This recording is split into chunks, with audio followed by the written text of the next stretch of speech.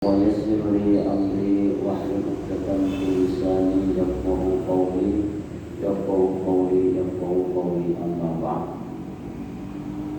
Yang kita muliakan DKM Haji Al-Istiqomah serta jajarannya, para jemaah sekalian, para haji, para ustaz, para tokoh masyarakat, yang mohon maaf tidak saya sebutkan satu persatu namanya, namun tidak mengurangi rasa ta'zim dan hormat saya.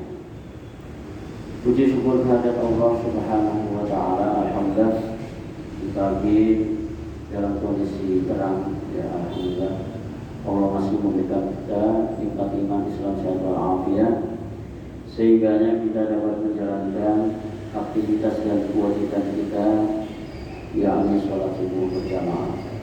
Mudah-mudahan ibadah yang kita lakukan pada pagi hari ini senantiasa diterima oleh Allah Subhanahu wa taala.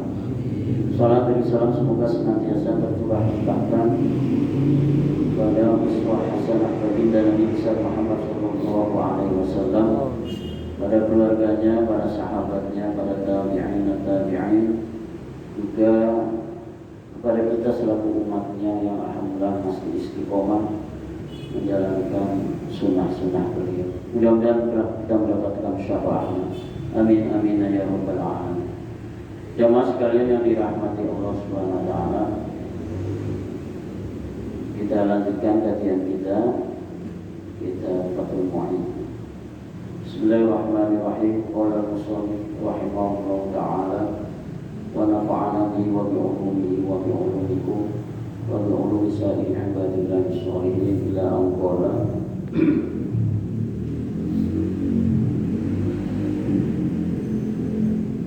Kita masih membahas tentang masalah mandi kemarin, ya. Masalah mandi junub terutamanya. Juga mandi untuk melaksanakan sholat sunnah, misalnya sholat sunnah Idul Fitri, sholat sunnah Idul Adha. Kita dianjurkan untuk niat, ya. Karena niat itu adalah yang paling utama. Innamal a'malu binniyat. Itu juga sholat Jumat. Ketika kita mau sholat Jumat, kita juga harus niat mandi sholat Jumat. Nawaitul husra liyaumil jum'ati sunnatan lillahi ta'ala. Ya, kalau diterjemahkan, ya, saya niat mandi sunnah di hari Jumat, nah Allah Subhanahu wa ta'ala. Itu juga saya niat mandi untuk sholat Idul Fitri, untuk sholat Idul Adha. Itu perlu diniatkan, ya. Baik, kita lanjutkan. Far'un, cabang. Ada beberapa cabang yang dibahas di kitab ini. Yusannu, disunahkan, dijunubin bagi orang yang junub, wahidin, dan orang yang sedang haid, wa mufasai, dan orang yang dalam keadaan nifas. Apa yang disunahkan? Ba'dan qita'i damihima, apabila telah selesai ataupun darah haidnya itu sudah tidak mengalir lagi, itu disunahkan ghuslu farjin, untuk mencuci kemaluannya dulu. Ya, ibarat suami istri kalau sudah melakukan hubungan intim di malam hari sebelum tidur, sebelum mandi jinabah, paling tidak farjinya dulu dibersihkan, karena kan kita najis, ya, habis bertemu dengan mohon maaf, dengan kemaluan istrinya.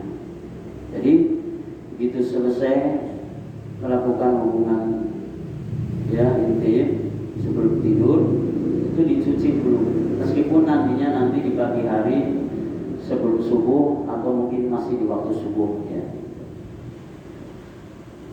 Begitu juga dengan orang yang haid, yang nifas, apabila darah haidnya sudah selesai, ya, darah haidnya sudah enggak keluar lagi, ketika sebelum mandi disunahkan bersihkan dulu farjinya, kemaluannya, ya. Kemudian juga disunahkan wudu, wa wudu dan berwudu. linaumin, ya, ketika akan tidur. Jadi ketika akan tidur setelah membersihkan kemaluannya, kemudian wudu dulu untuk tidur supaya dalam keadaan suci dari hadas, ya, hadas kecilnya dulu ya, hadas besarnya kan nanti mandi besar. Wa aklin, dan ketika akan makan, ya mungkin sehabis melakukan hubungan intim di malam hari sampai kemudian setelah itu sambil nyemil misalnya, mau nyemil atau mau minum gitu, ya, terus kecapean misalnya, itu sebaiknya dibersihkan dulu dan wudhu dulu. Ini sunnahnya ya Pak ya, bukan wajib, sunnah. Sunnah kalau dikerjakan mendapatkan pahala, kalau ditinggalkan tidak mendapatkan dosa. Wasyurbin, dan ketika akan minum, makan dan minum setelah melakukan hubungan intim itu disunahkan, dianjurkan bersihkan dulu dan wudu dulu.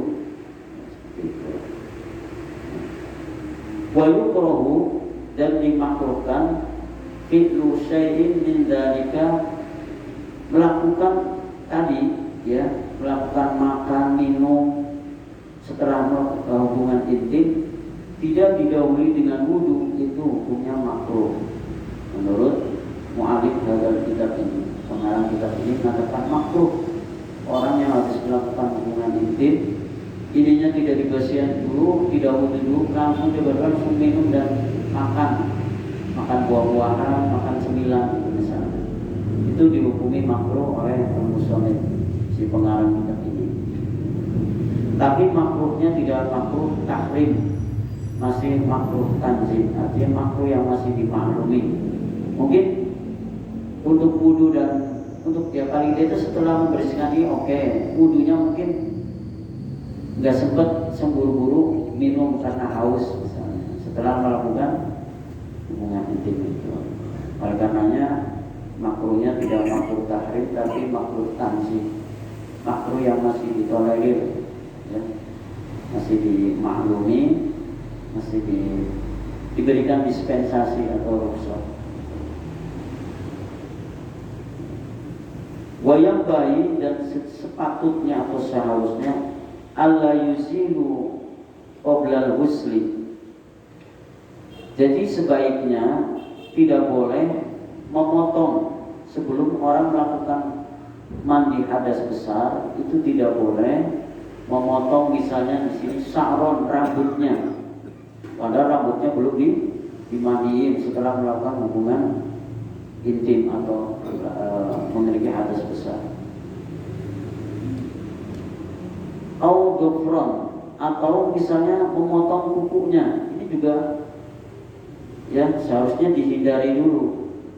Kalau memang belum mandi wajib, jangan dulu memotong rambut atau memotong kuku. Maka usahakan, bahkan dari pendapat sebagian ulama Syafi'iyah, kalau bisa rambut yang jatuh atau menempel di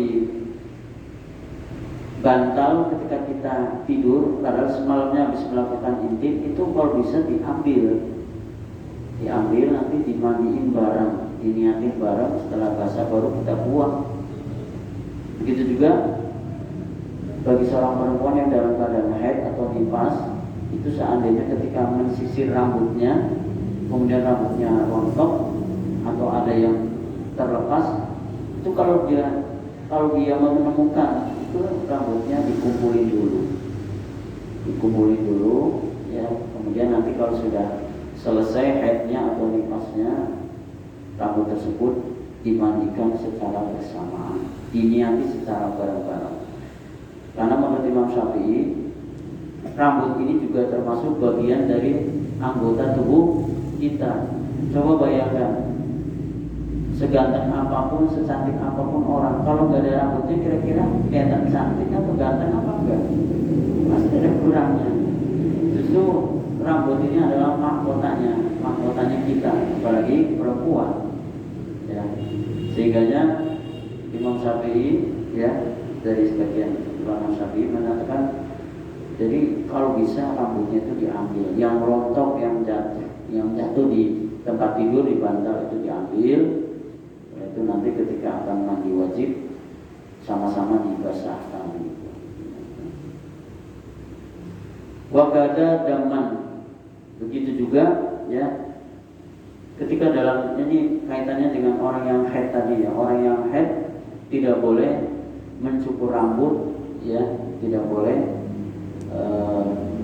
menggunting kuku. Ini sebaiknya ya, sebaiknya wayang bagi, makanya menggunakan kata-kata wayang bagi, dan sepatutnya atau seharusnya bagi orang yang masih dalam keadaan hadas besar itu menghindari untuk memotong rambut atau memotong kuku.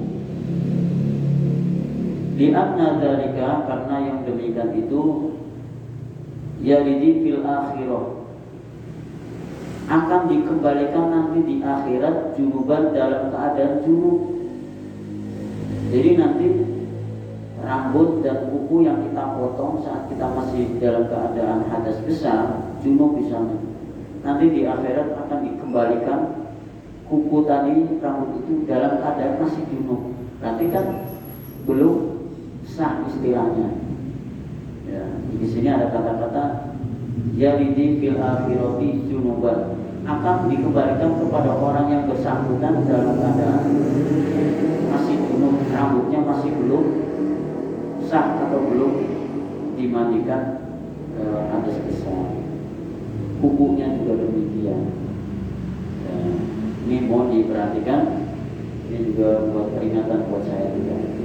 Mudah-mudahan kita nggak lupa. Ya. Wajaza, dan diperbolehkan takassufulahu ayat lil husli, artinya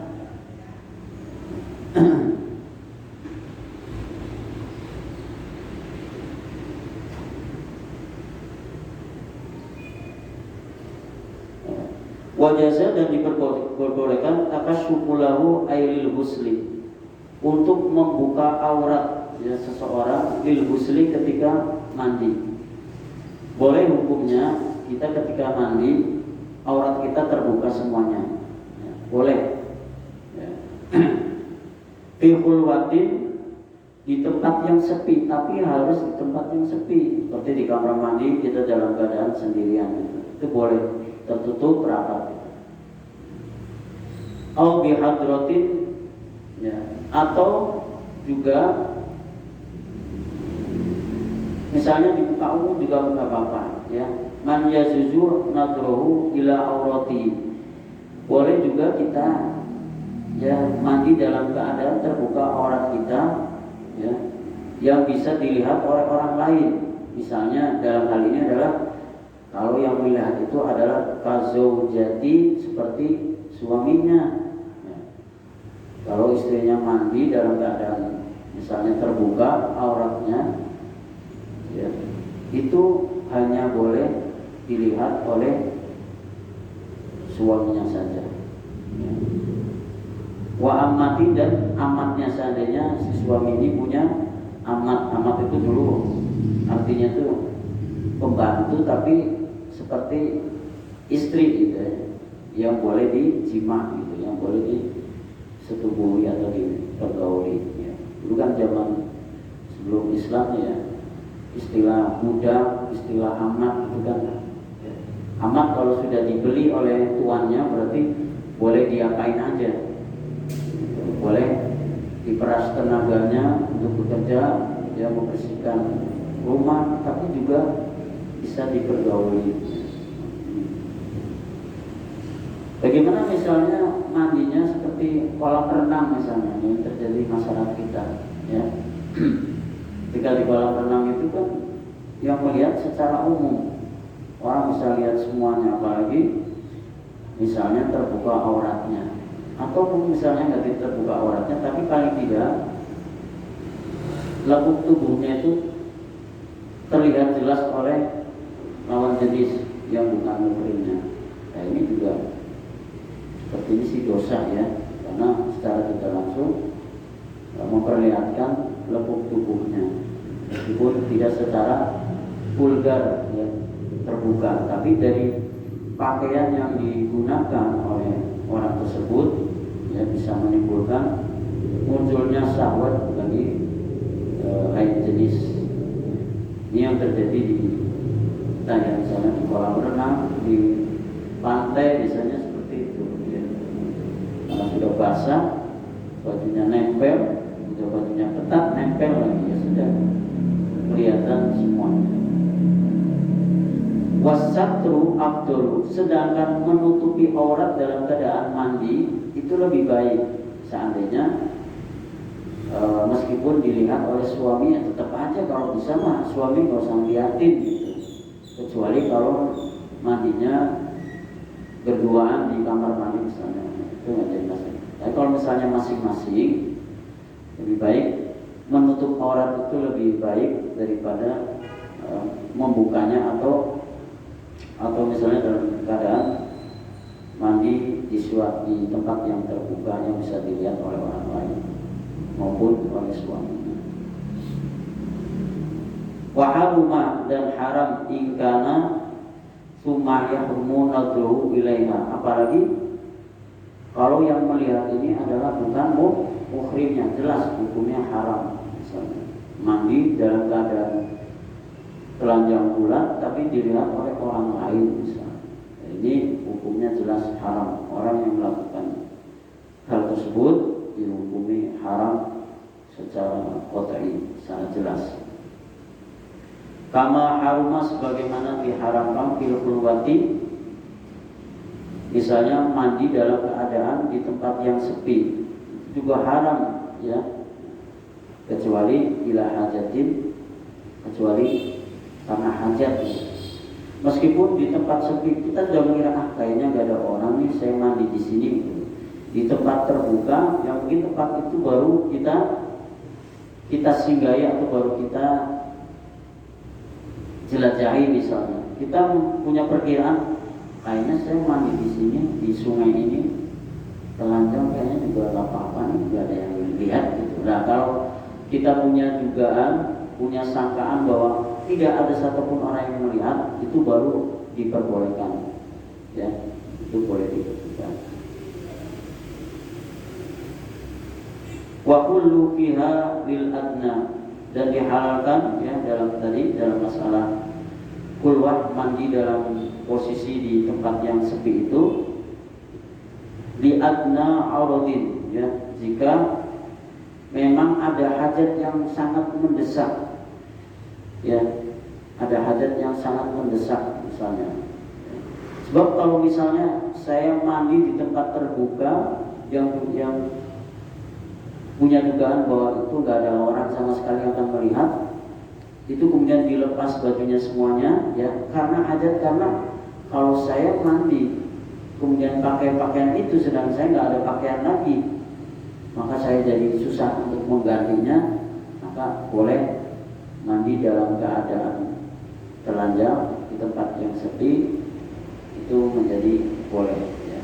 Karena hajat, karena adanya kebutuhan. Atau misalnya kalau saya mandi pakai baju, saya nggak rasa enak gitu, nanti ribet kalau mau apa namanya pakai sabunnya dan sebagainya. Kalau terbuka kan enak gitu. Nah, kalau memang itu alasannya, ini masih diperbolehkan karena tujuannya lidarurat atau lil hajat. Kamayati, sebagaimana nanti akan dijelaskan lebih rinci tentang hal ini ya di dalam kitab ini. Jadi tadi disunahkan untuk apa tuh? Disunahkan bagi orang yang junub, haid dan nifas ya, untuk melakukan ya apa tadi, membersihkan farjinya, kemudian melakukan wudu sebelum makan dan minum ya, setelah melakukan hubungan. Kemudian diperbolehkan ya apa namanya, membuka aurat bagi seseorang kalau memang dalam keadaan hajat, dalam keadaan terpaksa. Tapi di tempat umum itu hukumnya haram ya. Atau misalnya terlihat jelas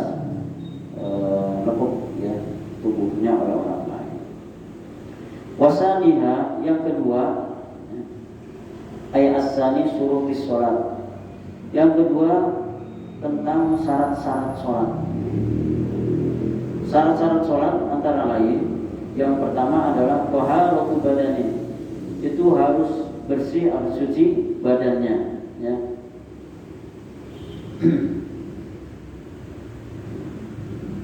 Wa minhu dahilil kahmi, bahkan suci badan ini sampai ya pada bagian dalam mulut, sampai mulut pun ya harus dalam keadaan harus suci ketika kita akan melakukan sholat. Misalnya kita habis makan sate, makan daging, gitu mau sholat, ternyata masih ada yang melilit gitu di salah satu gigi kita, itu harus dilepaskan dulu, harus dibuang dulu, ya. Jangan sampai ketika kita sholat masih ada sisa-sisa makanan yang masih menempel di gigi kita.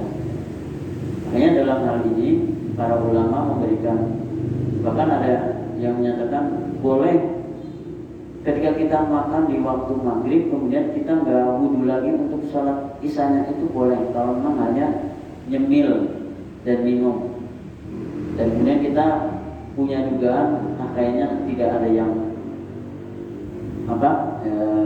menyelip ya dari sisa-sisa makan. Tapi kalau misalnya makan daging itu diharuskan wudhu kembali ya. Kalau daging kan ada baunya ya, ada bau dagingnya, sehingga lebih baik bagi orang yang setelah melakukan sholat maghrib kemudian makan daging, kemudian ketika mau isya, padahal dia nggak kentut sebenarnya, masih punya wudhu, tapi sebaiknya dia melakukan wudhu kembali. Tetapi untuk yang makanan-makanan ringan ya itu boleh tidak wudhu kembali. Setelah kita kumur-kumur kemudian kita buang, kita punya dugaan kayaknya nggak ada sisa makanan yang melilit, maka hukumnya sah. Jadi mulut pun harus dalam keadaan bersih ya. Oleh karenanya kita disunahkan untuk siwak ya, untuk bersiwak, baik menggunakan pasta gigi atau menggunakan siwak yang kayu yang kayak gini Pak ya. Ini saya kadang-kadang sudah bawa siwak begitu mau sholat lupa kadang-kadang, karena sudah diniatin di rumah kita mau sholat ya. Nawaitu siwak sunatan lillahi ta'ala ya. Ini manfaat siwak sebagaimana dalam riwayat hadis, siwak itu akan mengokohkan gigi kita sampai kita wafat. Meskipun mungkin ada yang sudah terlanjur rontok di sini, tapi untuk yang depan insya Allah kuat, atas dan bawah. Sampai usia kita 70, 80, gigi kita insya Allah tetap kuat menggunakan siwak. Itu salah satu manfaat dari siwak. Kemudian siwak itu katanya menjadikan kita panjang umur ya. Panjang umur, gigi kuat, kemudian awet muda. Itu awet muda. Saya kalau lihat yang orang yang kiai-kiai yang rajin siwak, betul memang kayak Bang Memun juga yang dulu saya, kemudian Kiai Zainuddin Masuk Ali pengasuh Alhamdulillah. Dulu kalau mau sholat, dia kelihatan umurnya 80 tapi masih seger pipinya. Ya, rambut sih pasti sudah putih, tapi paling tidak rambut wajah itu kelihatan masih muda dari usianya. Kelihatannya harusnya kan sudah bungkuk, sudah kempot misalnya. Oh enggak gitu, kan giginya masih ada. Karena itu manfaat daripada siwak. Kemudian yang keempat, siwak itu akan memudahkan kita ketika sakaratul maut. Itu hikmahnya. Boleh nanti dicek di Google ya, manfaat siwak. Saya kira lebih dari 4 yang tadi saya sebutkan. Mengawetkan gigi, kelihatan muda, panjang umur, dan memudahkan ketika sakaratul maut. Ya, kita mesti, walaupun kita sudah minta kepada Allah, Allahumma hawin alaini fi sakaratil maut wan najata minan nar wal afain, tapi hawinnya ini harus disertai dengan langsung melakukan siwak langsung, jangan hanya doa saja, tapi realnya kita harus lakukan ini. Ya. Kebetulan kemarin saudara saya, saudara dari istri umroh, jadi saya minta siwak aja dah, saya nggak minta yang lain. Saya mintanya siwak yang asli di Arab aja, bukan yang di Tanah Abang. Jadi minta ini dibeliin yang asli, gitu ya. Memang rada keras ya. Kalau yang asli beda sama yang di itu. Keras ini, lama gitu. Ya lumayan, saya potong jadi 3 nanti. Segini-segini aja, ya. Nanti caranya ya.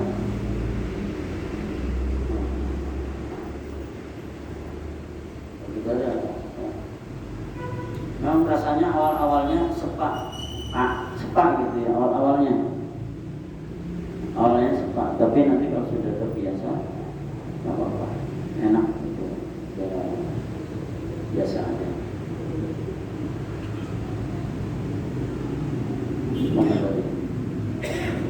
Wal anfi dan hidung, wal ainaini dan 2 mata. Jadi yang harus bersih ketika kita akan sholat adalah badan kita, yaitu meliputi mulut sampai ke dalam, kemudian ya hidung, ya hidung pun harus dalam keadaan sudah bersih. Makanya ketika wudhu kita isyraq, ya, menghirup air ke hidung, masukkan sedikit, setelah itu dibuang begitu, ya dibersihin gitu sampai 3 kali isyraqnya, menghirup air ke istinsak ya, ke hidung ini ya istinsak ya. Wal ainaini dan mata, terutama kalau di sholat subuh ya, ketika bangun dari tidur itu, ketika mau sholat subuh kita yakinkan tidak ada peluh-peluhnya ya, kotoran-kotoran yang masih menempel di mata kita. Begitu. Jadi untuk yang thaharatul badani itu ada 3, yaitu membersihkan mulut sampai ke dalam, ya, sampai makanan sudah bersih, ya nggak ada yang menempel, tidak ada yang nyangkut. Kemudian hidung dan mata. Wa malabusin, ya. Dan pakaiannya, wa horihi dan lain dari pakaian, min kulli sholati ma'au. Ya.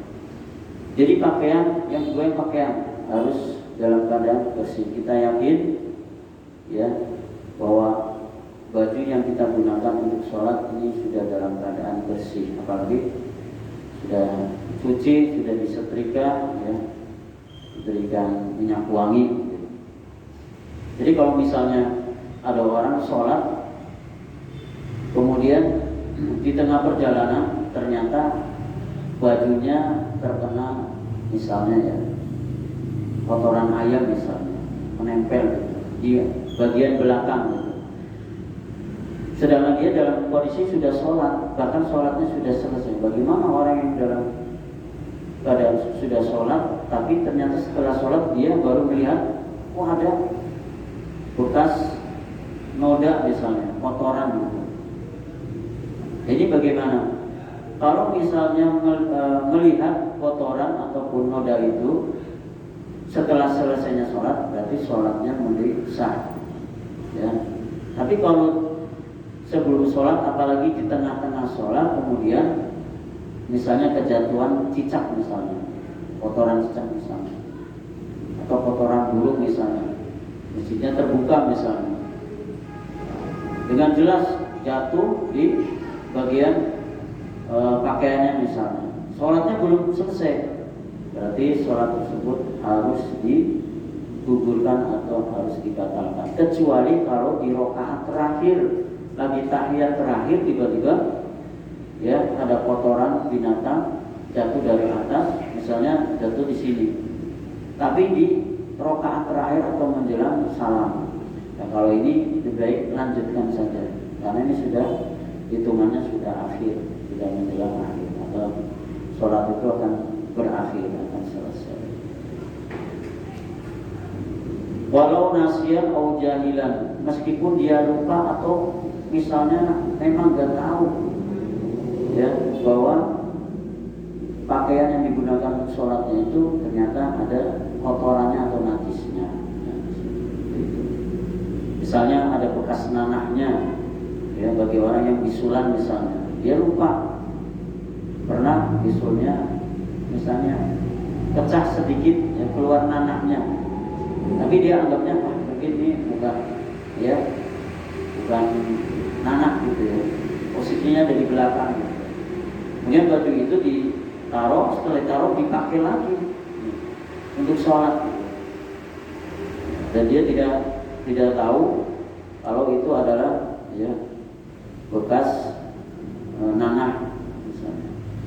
Nah, ini kalau misalnya dia lupa atau misalnya nggak tahu, ini tetap para ulama memberikan batasan, dipastikan dulu ketika kita mau sholat baju kita ditaruh, kemudian sebelum kita memakainya kita lihat dulu apakah kena kejatuhan cicak atau enggak, misalnya kotoran cicak misalnya atau kotoran yang lainnya. Pastikan dulu kondisi baju kita dalam keadaan bersih. Mahmululahu, dan sesuatu yang dibawa oleh baju itu. Misalnya di kantong saya nih ternyata misalnya ada bekas noda apa gitu, dari tisu misalnya. Tisu sudah digunakan untuk menampung bersih misalnya, juga taruh di sini misalnya. Itu ditaruh bajunya, setelah sholat dipakai lagi misalnya, padahal bajunya terasa kayak basah gitu. Kalau basah dari bekas ingus yang begitu banyak yang sudah kita bersihkan melalui tisu tadi, tapi tisunya ditaruh di sini gitu. Nah, ini juga harus diperhatikan ya.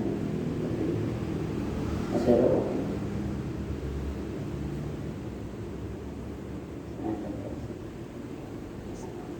ya. Masih ya.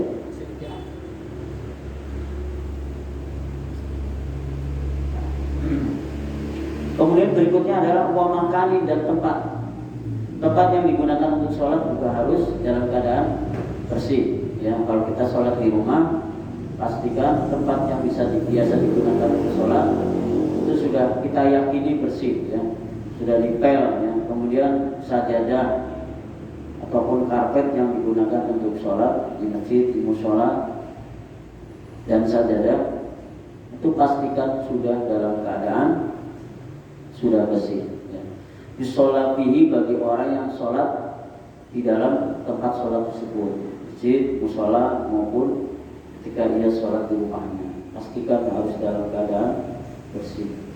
An-najasin, dari najis ya, baik yang kelihatan maupun yang tidak kelihatan. Karena ada najis yang kelihatan oleh mata, ada yang tidak kelihatan oleh mata. Ini masuknya najis ya, mutawasito, ainiyah, dan hukmiyah. Jadi najis mutawasito itu ya, najisnya kan berupa kotoran ya, kotoran ayam, bangkai, kemudian nanah, darah ya. Itu termasuk dalam kategori najis mutawasito.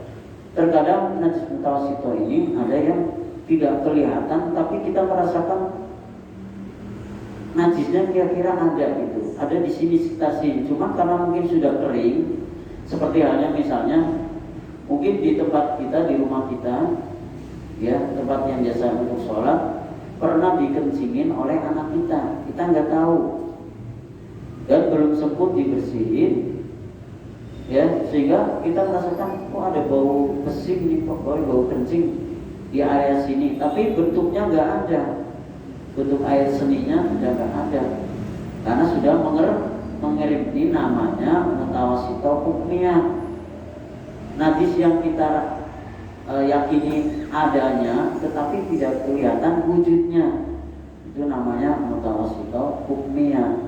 Tapi kalau mutawasito ainiyah, najisnya itu kelihatan oleh mata, misalnya bentuk cairannya ya, cairan padat maupun ya, bentuk dari najisnya bisa kita lihat oleh mata.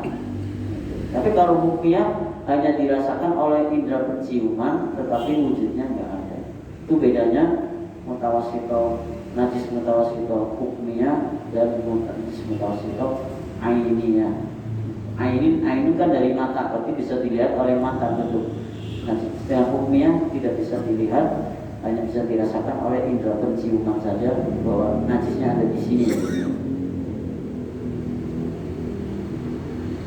Ghairu ma'fu anhu, yang di mana najis itu memang tidak bisa dimaafkan atau tidak bisa di apa namanya ya, istilahnya nggak ada toleransi lah. Kalau kan najis itu adalah apalagi kotoran manusia yang sudah tidak jelas, itu tidak bisa dimaafu, tidak bisa dimaafkan, kecuali kalau misalnya najisnya hanya najis dari misalnya kotoran cicak, itu masih bisa lah. Kita sholat di sini ada kotorannya nggak apa-apa, tapi kan di sininya misalnya kita lagi sholat di musola, ternyata begitu rakaat sekian kita baru ngeh di samping tempat sujud kita di sebelah kiri ternyata itu ada kotoran cicak. Apalagi kalau misalnya kotoran cicak itu sudah mulai mengering, itu masih dimaafu, masih dimaafkan. Tetapi kalau kotorannya jelas-jelas kotoran dari ya misalnya kotoran ayam ya, apalagi kotoran manusia, kucing ya, itu nggak ada toleransi, dimaafkan. Ketika kita sholat di sampingnya kok ada najis gitu, ada bekas kencing bocah gitu, ini kita sujud di sampingnya, kalau itu ya tidak ada toleransi. Kita harus pindah di tempat yang lebih nyaman. Apabila perlu bersihkan dulu, baru setelah itu kita sholat di tempat tersebut.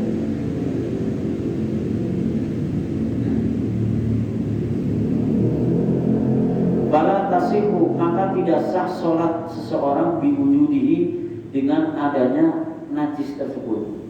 Ya, najis yang tidak bisa dikompromi lagi, tidak bisa ditoleransi lagi. Terpaksa dia sholat di situ misalnya. Ya. Kadang-kadang sholat misalnya di tempat terbuka gitu ya. Nah kita kadang-kadang nggak tahu gitu, apakah di situ ada bekas najis, kotoran manusia misalnya. Kalau misalnya itu ada, maka sholatnya dianggap tidak sah.